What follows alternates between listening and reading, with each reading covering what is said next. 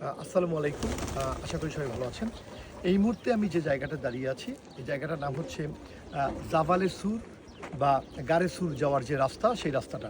আপনাদের একটু আমি বলে রাখি যে মহানবী হযরত মুহাম্মদ সাল্লাল্লাহু আলাইহি সাল্লাম যখন মক্কা থেকে মদিনায় হিজরতের উদ্দেশ্যে রওনা হয়েছিলেন, তখন তার চাচা যে জাহেলের অত্যাচারে তিনি বাধা প্রদান করেছিলেন। তখন কিন্তু মহানবী হযরত মুহাম্মদ সাল্লাল্লাহু আলাইহি সাল্লাম আবু বকর সিদ্দিক রাদিয়াল্লাহু তাআলা আনহুকে নিয়ে এই পাহাড়টা যে দেখতে পাচ্ছেন, এই পাহাড়ের উপরে ওঠার পরেও নিচ দিকে নেমে একটা গুহা রয়েছে যেটা জাবালে সুর নামে পরিচিত। সেই গুহায় তিনি ৩ দিন অবস্থান করেছিলেন। তো সেখানে এই গল্প আমরা ছোটোবেলায় অনেক পড়েছি যে সেখানে মাকড়সা এমনভাবে বাসা বেঁধেছিল, তারপরে সেই কবুতর ডিম পেড়েছিল, যে জায়গাটা দেখতে পরিত্যক্ত মনে হয়েছিল।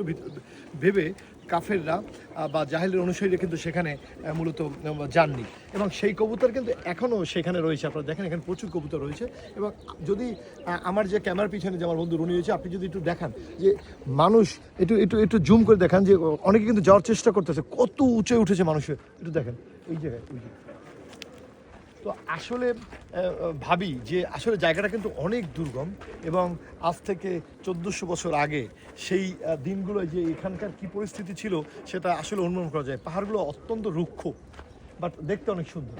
তো সবাই ভালো থাকেন। আমি বিদায় নিচ্ছি এই এই সেই জাবালে নূর নূর যে গুহা, সেই গুহার সামনে, জাবালে সুর যে গুহা, সেই গুহার সামনে থেকে। সবাই ভালো থাকেন। আসসালামু আলাইকুম।